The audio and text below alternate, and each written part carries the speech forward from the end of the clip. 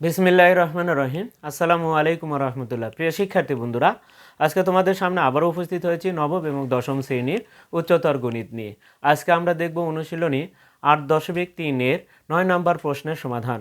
গত ক্লাসে কিন্তু আমরা এই 9-এর ক নাম্বার প্রশ্নের সমাধানটা দেখেছি। এই 9 নম্বরে ছিল মান নির্ণয় করা, আর তার আগের অঙ্কটা ছিল হচ্ছে অর্থাৎ 8 নম্বর অঙ্কটি ছিল প্রমাণ করা। অর্থাৎ প্রমাণ করার ক্ষেত্রে এই 9 এবং 8 কিন্তু একই অঙ্ক। প্রমাণ করার ক্ষেত্রে অ্যান্সারটা দেওয়া থাকে, আর মান নির্ণয়ের ক্ষেত্রে কিন্তু আমাদের অ্যান্সারটা নিয়ে আসতে হয়। তবে মান নির্ণয়ের ক্ষেত্রে আমরা প্রয়োজন মতো অর্থাৎ ইচ্ছা মতো এখানে আমরা ভাঙাতে পারবো। আর মান নির্ণয়ের প্রমাণের ক্ষেত্রে কিন্তু যেটা উত্তর দেওয়া থাকে সেটাই নিয়ে আসতে হবে। তবে মান নির্ণয়ের ক্ষেত্রে আমাদের ব্যতিক্রম হতে পারে। তবে এই অধ্যায়ের মধ্যে 8 এবং 9 নাম্বার যদি আমরা যদি বুঝে থাকি, তাহলে কিন্তু বাকি অঙ্কগুলো কিন্তু আমাদের কাছে আসলে কোনো ব্যাপারই না। কারণ এই অধ্যায়ের মধ্যে সবচাইতে জটিল কাজ ধরতে গেলে 8 এবং 9 নাম্বার। তো আমরা গত কয়েকটি ক্লাস কিন্তু এই 8-9-এর যে অঙ্কগুলো আমরা কিভাবে করতে পারি তার আগের থেকে কিন্তু আমরা উদাহরণের কাজ করেছি, এককভাবে ভাঙাছি উদাহরণগুলো। তারপরে অনুশীলনের কাজও কিন্তু আমরা করেছি, 7 নাম্বার করেছি। তারপরে 8 নাম্বার তো আমাদের প্রমাণ করা, এবং 9 নাম্বারে কিন্তু মান নির্ণয় করা। তো আসলে এই উদাহরণ ভাঙানো, অনুশীলনের ভাঙানো, এই কাজগুলো যদি আমি খালি বুঝে নিতে পারি বা বুঝতে পারি, তাহলে কিন্তু আসলে এই অঙ্ক করা কিন্তু আমাদের কাছে কোনো ব্যাপারই না। তারপরেও আমরা কিন্তু দেখো প্রত্যেকটা ক্ষেত্রে এই ভাঙানোর ক্ষেত্রে আমাদের কিছু মূল জিনিসগুলো আমাদের কিন্তু বেসিক অর্থাৎ মাথায় রাখতে হবে। সেগুলো কি? আমাদের এখানে 4টা চতুর্ভাগ রয়েছে। এটা প্রথম চতুর্ভাগ, এটা দ্বিতীয় চতুর্ভাগ, এটা তৃতীয় চতুর্ভাগ, এটা চতুর্থ চতুর্ভাগ। এবং এখানে লেখা আছে অল পজিটিভ, মানে এই প্রথম চতুর্ভাগে সবাই ধনাত্মক। দ্বিতীয় চতুর্ভাগে এটা সাইন আর কোসেকের নির্দিষ্ট ঘর, এরা এই ঘরে ধনাত্মক, বাকিরা সবাই ঋণাত্মক। তৃতীয় ঘরে ট্যান এবং কটের ঘর, এরাই শুধু এই ঘরে ধনাত্মক, বাকিরা ঋণাত্মক। এই চতুর্থ নাম্বার ঘরে কজ আর সেক হচ্ছে ধনাত্মক, বাকি অন্যরা এই ঘরে প্রবেশ করলে তাদের সামনে ঋণাত্মক চিহ্নটা আসবে। এখন আরেকটা জিনিস আমাদের এখানে মনে রাখতে হবে যে এখানে আমরা কিন্তু লিখে রাখি, দেখো π/2। পাইকে আমরা কত ডিগ্রি বলি? পাইকে আমরা বলি 180 ডিগ্রি। তাহলে পায়ের মান হচ্ছে কত? 180 ডিগ্রি। এবার তাকে যদি 2 দ্বারা ভাগ করা হয় তাহলে কত হয়? 90 ডিগ্রি। আমরা কিন্তু এটাও জানি যে এই লম্বটা কিন্তু একটা 90 ডিগ্রি কোণ করে। তাহলে এখান থেকে এই পর্যন্ত কত ডিগ্রি? 90 ডিগ্রি। এখানে যদি আরও 90, তাহলে কত হবে? 180 ডিগ্রি। তাহলে এখানে পাই লেখা আছে, তার মানে এখানে 180 ডিগ্রি। আর এখানে কত হবে? 270 ডিগ্রি। আরও 90 যোগ হবে, তাহলে 90 90 90, 3 নং 27, 270 ডিগ্রি, আরও 90, 4 নং 36, 360। তার মানে 360-এর পরিবর্তে আমরা কি লিখে রেখেছি? 2π। তার মানে 2π মানে হচ্ছে 360 ডিগ্রি। এখন আমরা কিন্তু আসলে কোন দিকে ঘুরছি? ঘড়ির কাঁটার বিপরীত দিকে। তাহলে ঘড়ির কাঁটার বিপরীত দিকে তুমি যদি ঘোরো, তাহলে সেই ক্ষেত্রে কি কোণের পরিমাণ বৃদ্ধি পাবে। তাহলে কোণের পরিমাণ বৃদ্ধি পাবে ঘড়ির কাঁটার কোন দিকে ঘুরলে? বিপরীত দিকে ঘুরলে। এখন আসি, আর যদি ঘড়ির কাঁটার দিকে ঘুরি, তাহলে সেক্ষেত্রে কোণের পরিমাণ কিন্তু হ্রাস পাবে বা কমবে। এখন দেখো, পায়ের সাথে কিছু যোগ করলে তৃতীয় চতুর্ভাগে যায়, পায়ের সাথে কিছু বিয়োগ করলে দ্বিতীয় চতুর্ভাগে ঢোকে। তেমনি 2 পায়ের সাথে বিয়োগ করলে চতুর্থ ঘরে ঢুকবে, 2 পায়ের থেকে যোগ করলে কিন্তু প্রথম চতুর্ভাগে ঢুকবে বা প্রবেশ করবে। এখন আসি আমরা এখানে, এখন দেখব যে আসলে দেখো কখন পরিবর্তন হবে আর কখন পরিবর্তন হবে না। অর্থাৎ এই পায়টাকে বলা হচ্ছে জোর। পাই যেহেতু 180 ডিগ্রি হচ্ছে, 90 ডিগ্রিকে বলা হয় বিজোড়। π/2 তাহলে বিজোড়। এটা যদি বিজোড় হয় তাহলে 90 ডিগ্রি বিজোড়, তাহলে 180 ডিগ্রি জোড়। তাহলে 180 জোড়, তাহলে এখানেও কিন্তু এটাও বিজোড়। তাহলে এটি যায় আবার 180, আবার 180, তাহলে এটাও জোড়। তার মানে বোঝানো হচ্ছে যে এক্স অক্ষ হচ্ছে জোড়। এক্স অক্ষের ওপরে যদি কেউ যদি অবস্থান করে তাহলে জোড় হবে, আর যদি ওয়াই অক্ষের ওপরে অবস্থান করে কেউ, তাহলে সেই ক্ষেত্রে বিজোড় হবে। তার মানে এখানে আমরা দেখলাম, এখন যদি এক্স অক্ষের ওপরে কোনো ত্রিকোণমিতিক অনুপাত যদি অবস্থান করে, তাহলে তার কোনো পরিবর্তন হবে না, অর্থাৎ সাইন সাইনই থাকবে, কস কসই থাকবে, ট্যান ট্যানই থাকবে।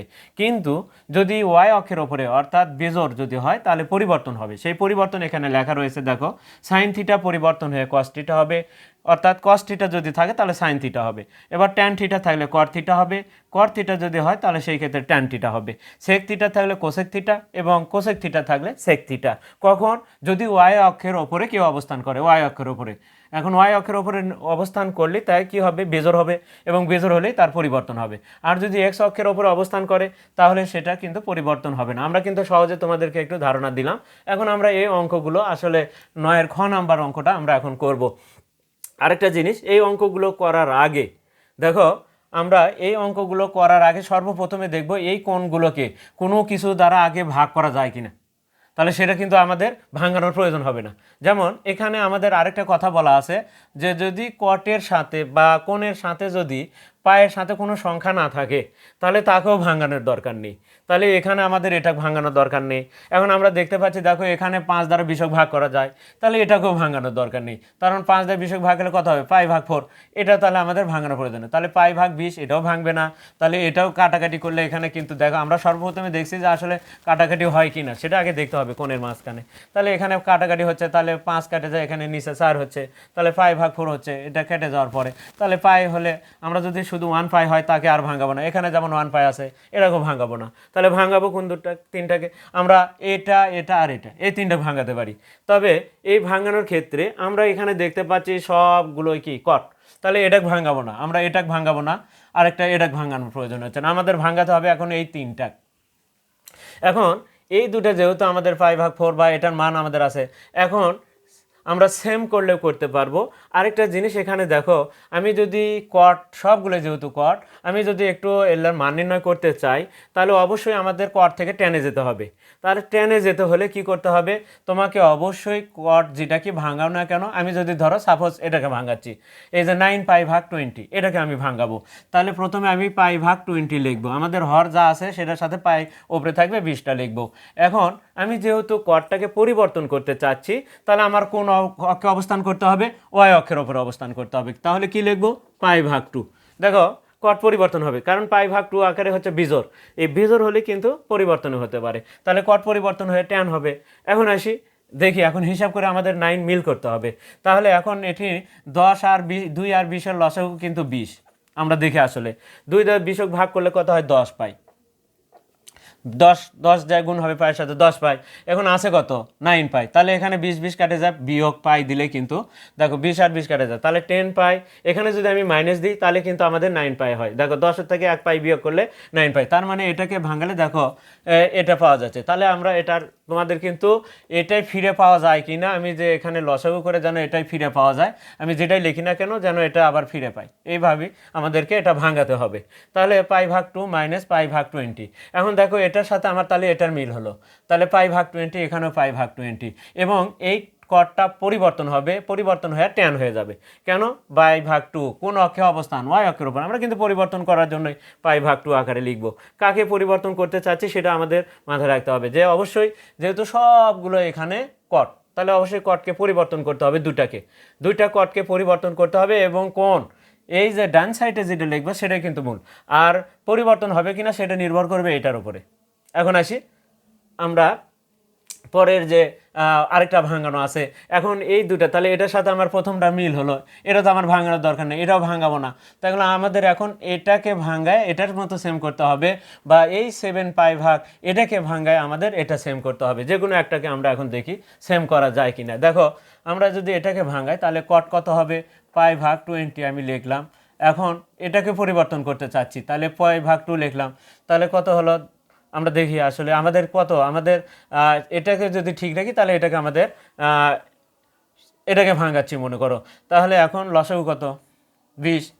2 দিয়ে 10 ভাগ করলে 20 ভাগ করলে 10, 10 যায় পায়ের সাথে 10 পাই, কিন্তু আমি এখানে ভাঙাবো, তাহলে এখানে কত, 10 থেকে 10 পায়ের থেকে কি করতে হবে, তাহলে এখানে আমাদের এটা এই কোণের মতো করে তারে তৈরি হবে, অবশ্যই 3π হবে। দেখো তুমি আর না হলে যদি π/2 লেখে, এখানে যদি তুমি 7π লেখো তাহলে কত, 10 থেকে 7 বাদ দিলে কিন্তু 3π হয়। তাহলে এটা ভাঙালে এখানে 7π/20 লিখতে হবে, আর যদি এটা ভাঙাও তাহলে π/2 3π/20 লিখতে হবে। দেখো আমাদের এটা ভাঙালে দেখো এটা পাই কিনা আমরা একটু যদি দেখি, 20 আর 20, 20 দিয়ে 20 ভাগ করলে 1 হয়, আবার কি হয় এখানে যদি আমরা বিয়োগ দিই 3π, তাহলে এখানে যদি বিয়োগ চিহ্ন দাও, দেখো আমরা এই 7π ফিরে পাই কিনা, এজ এ 7π/20, আর সাথে তো কট থাকবে, সেটা আমরা পরে বুঝাচ্ছি। এখন আসি দেখো আমরা তাহলে এটা ফিরে পেলাম, তাহলে এটাকে আমরা কিভাবে লিখতে পারছি, π/2 মাইনাস 3π/20 এই আকারে কিন্তু আমরা লিখতে পারবো, কারণ এটাকেও আমরা পরিবর্তন করব। আমরা বলে দিয়েছি যে দুইটাকে কট থেকে টেনে নিয়ে যাব, আর এটাকে কিন্তু আমাদের ভাঙাবই না, কট π/4 কি হবে, 4 হবে, এটার মান কিন্তু বক্সের মধ্যে আছে। যদি কোনো ক্ষেত্রে তোমরা যদি দেখো π/4, π/কত 3, π/কত 6, পাই ভাগ 2, এগুলো কিন্তু তোমার বক্সের মধ্যে মান আছে। কত পাই ভাগ 4 মানে কি 45 ডিগ্রি, 45 ডিগ্রির মান কিন্তু আছে। কট 45 ডিগ্রির মান 1, ট্যান 45 ডিগ্রির মান 1। এরকমভাবে পাই ভাগ 3 এর মান কত, পাই মানে 180কে 3 দ্বারা ভাগ করলে 60 ডিগ্রি, 60 ডিগ্রির মানও কিন্তু বক্সের ভিতরে আছে। পাই ভাগ 6 মানে 30 ডিগ্রি, এটার মানও কিন্তু বক্সের ভিতরে আছে। তাহলে এই ক্ষেত্রে আমরা সরাসরি মানটা বসে দিতে পারবো ওই বক্সের যে মানটা দিয়ে। আমাদের সাইন 30 ডিগ্রির মান কত আছে, সাইন 30 ডিগ্রির মান হাফ, সাইন 0 ডিগ্রির মান 0, সাইন 45 ডিগ্রির মান 1/√2, এগুলো মান কিন্তু আমাদের জানা আছে, যার কারণে আমরা ওখান থেকে ব্যবহার করব। এখন আসি তাহলে অঙ্কটা আমরা শুরু করি, তাহলে এটা ভাঙাবো না। তাহলে আমরা লিখলাম কট, লিখে কত লিখবো পাই ভাগ 20 লিখলাম, গুণন দিলাম, যেহেতু গুণ অবস্থা আছে। আমরা কিন্তু এটাকেও ভাঙাচ্ছি না, আমরা এটাকেও ভাঙাচ্ছি না, আমরা ভাঙাবো এটার মতো করে, এটা মিল করব আর এটার সাথে প্রথমটার মিল আমরা কিন্তু একটু দেখেই দিলাম। তাহলে সেই ক্ষেত্রে আবার যদি কিন্তু এটাকে ভাঙায় তুমি এটার মতো করে তৈরি করতে পারো, এটাকেও ভাঙাতে পারো তুমি, তাহলে এটার যে কোনো একটাকে তুমি ভাঙাতে পারো। আর এখানে কিন্তু কাটাকাটি হবে, তাহলে এটাকে ঠিক রাখলাম। কট আমরা বড়টাকে ভাঙাই, 3 পাই ভাগ 20 লিখলাম, গুণন এখানে আমরা কাটাকাটি করলে কত হবে, কট 5 ভাগ 4 হবে। তারপরে গুণন এখানে কট, আমরা এটাকে ভাঙাবো, আমরা এই দুটা সর্বশেষ যে ডান দুটা রয়েছে সেটাকে ভাঙাবো। তাও কি আকারে ভাঙাবো, কটে থেকে আমরা টেনে চলে যাব। তাহলে আমরা কট লিখলাম, কট লেখার পরে পাই ভাগ 2 লিখবো, তারপরে পাই ভাগ 20 লিখবো। আমাদের হরে যেটা থাকবে সেটা পায়ের নিচে লিখতে হবে। এখন 2 10, 10-এর থেকে কত আমাদের কিন্তু এটার মতো মিল করব, তাহলে এখানে 3 পাই ব্র্যাকেট দিলাম। আর এটাকে আমরা ভাঙাবো, তাহলে কট গুণ চিহ্ন দেওয়া আগে, যেহেতু গুণ চিহ্ন দিচ্ছি প্রত্যেকটাতে, এখানে লিখলাম কট, লেখা এটাকেও পরিবর্তন করব। তাহলে পাই ভাগ কত লিখবো, 20 লিখবো, তারপরে কি লিখবো, পাই ভাগ 2 লিখবো। তাহলে এখানে 10 পাই, 10-এর থেকে কী করলে 9 হয়, তাহলে এখানে বিয়োগ দিলে কিন্তু 1 পাই, তাহলে 10 পাই থেকে 1 পাই বিয়োগ। আর এখানে 10 পাই থেকে 3 পাই বিয়োগ করলে কিন্তু 7 পাই, তাহলে এটা আমাদের ভাঙানো হলো। আর এটা 10-এর থেকে 1 বিয়োগ করলে 9 হয়, এটা ভাঙানো হলো। এখন আমরা আসি, দেখো এখানে কিন্তু কট এটা যা আছে তাই, কট পাই ভাগ 20 আমরা লিখলাম, গুণন এখানেও কিন্তু কট 3 পাই ভাগ 20 লিখলাম। এখানে কট 45 ডিগ্রি, কট 45 ডিগ্রির মান তুমি 1 লিখলে লিখতে পারো, বা পরে লিখলেও সমস্যা নেই, একবারে পরেই লেখো কট পাই ভাগ 4 গুণন। এখানে আমরা এখন হিসাবটা করব। আমরা কিন্তু বলেই দিয়েছি পাই ভাগ 2 মানেই বিজোড়, ওয়াই অক্ষের ওপরে আসলেই কিন্তু বিজোড়, আর পরিবর্তন করার জন্যই কিন্তু আমরা পাই ভাগ 2, অর্থাৎ তাহলে পরিবর্তন হবে কিনা সেটা নির্ভর করবে প্রথম যেটা আছে। তাহলে যে কোনো ভাঙানোর ক্ষেত্রে পরিবর্তন হবে কিনা সেটা প্রথমটার ওপরে নির্ভর করবে। তাহলে কট পরিবর্তন হবে কত হবে, কট পরিবর্তন হয়ে ট্যান হবে, ট্যান লিখবো আমরা, ট্যান লিখলাম, তাহলে ট্যানে চলে গেলাম। এখন আসি লেখার পরে পাই ভাগ 90 ডিগ্রি থেকে মাইনাস করলে 90 ডিগ্রি, এখান থেকে কিছু মাইনাস করলে প্রথম চতুর্ভাগে আমরা কিন্তু বলে দিয়েছি বিয়োগ করলে ঘড়ির কাঁটার দিকে ঘুরবে, তাহলে কমে গেলে 90 থেকে কিছু যদি কমে যায়, 90 ডিগ্রি থেকে কিছু কমলে তাহলে অবশ্যই এই ঘরে প্রবেশ করবে, তাহলে সবার ঘর, তাহলে ধনাত্মক হবে। তাহলে কি লিখবো, এখন লিখবো আমরা 3 পাই ভাগ 20। দেখো এটার মতো হয়ে গেল, একটা ট্যান হলো একটা কট হলো। এই ট্যান মানে আবার কি 1 ভাগ কট, বা এই কট সমান কি 1 ভাগ ট্যান। তাহলে 1 এর নিচে যদি ট্যান লেখো, এই ট্যান আর এই ট্যান কোণের সাথে মিল আছে, কেটে যাবে। এখন এখানে যাও, এবার আসি, দেখো এটাও কিন্তু কট পরিবর্তন হবে, পাই ভাগ 2 পরিবর্তন হয়ে কি হবে, ট্যান হবে, লিখলাম ট্যান। এখন পাই ভাগ 2 থেকে মাইনাস 90 ডিগ্রি থেকে মাইনাস করলে প্রথম চতুর্ভাগে ধনাত্মক, তাহলে কি আমরা পাই ভাগ 20 লিখলাম। এখন এই ট্যানকে হয়তো 1 ভাগ কট লিখবো, না হলে এই কটগুলোকে 1 ভাগ ট্যান লিখবো, যে কোনো তোমাকে যে কোনোটা নিয়েছে। আমরা ট্যানকে 1 ভাগ কট বা এই কটকে 1 ভাগ ট্যান, আমরা যেহেতু এগুলো প্রথমে আছে তাহলে এলে ঠিক রাখি। এটার সাথে কোনটা লিখবো, দেখো কোণের মিল থাকতে হবে, সেটার সাথে সেটা কাটবে, তাহলে এটার সাথে। তাহলে দেখো আমরা তাহলে এটাকে আমরা ঠিক রাখিচ্ছি, কট পাই ভাগ 20 আমরা ওখান থেকে নিয়ে আসবো, এই যে গুণন এই ট্যানকে লেখা যায় 1 ভাগ কট, বা যদি কও যে স্যার এটা কি আমরা এটাকে 1 ভাগ ট্যান লিখবো আর এটাকে আমরা ট্যানই রাখবো, তাহলে লিখলেও হবে, সমস্যা নয়। কট কত, পাই ভাগ তাহলে 20, এটাই কিন্তু আমরা এখানে নিয়ে আসলাম প্রথমে। এবার আসি এটার সাথে এই কোণের দেখো মিল আছে, এই দুটাকে আমরা যে কোনো একটাকে আমরা তাহলে গুণ দিয়ে লিখি, আর এটা আমরা শেষে লিখি। তাহলে কটকে আমরা ঠিক রাখিচ্ছি, কটকেই ঠিক রাখলাম, তোমাদের যেটা ভালো লাগে তোমরা সেটা ঠিক রাখতে পারো। গুণন এটাকে আমরা লিখেছি 1 ভাগ কট 3 পাই ভাগ কত 20 গুণন কট 5 ভাগ 4, কট 5 ভাগ 4 আমরা কিন্তু লিখলাম। দেখো অনায়াসে হবে। আমাদের আসলে ভাঙানোটা আমাদের বুঝতে হবে। আমরা যেহেতু উদাহরণের কাজগুলো করেছি, অনুশীলনে যে কাজগুলো করেছি, আমরা কিন্তু সেই কোণগুলোকে সিঙ্গেল সিঙ্গেল কিন্তু আমরা আলাদা আলাদা একটা একটা করে কিন্তু প্রথমে আমরা ভাঙান শিখেছি। এখন কিন্তু এগুলোর মাঝখানে গুণ চিহ্ন আছে, কতগুলোতে যোগ চিহ্ন বিয়োগ চিহ্ন থাকবে। এটা কিন্তু তাহলে এটার সাথে এটা কেটে যাবে, যেহেতু কোণের মিল আছে। কট কত পাই ভাগ 20, এখানে কট পাই ভাগ 20, নিচে ওপরে একই জিনিস কি আছে, কাটে যায় কি হয় 1, কাটাকাটি করে কিছু না থাকলে 1, এটার সাথে এটা কাটে, এটার সাথে এটা কাটে, আর কট 45 ডিগ্রি থাকে। তাহলে কি থাকলো এখানে, এই কয়েকটা কি হলো, এটার সাথে এটা কাটে, এটার সাথে কাটে, আমরা কাটাকাটি করবো না, না কাটে আমরা লিখবো। তাহলে কি থাকে, শুধু কট পাই ভাগ 4। আর কট পাই ভাগ 4 মানে কি, কট 45 ডিগ্রি, 45 ডিগ্রিতে কত আছে, কট 45 ডিগ্রিতে 1 আছে কিন্তু আমাদের। তাহলে এটার অ্যান্সার হবে 1।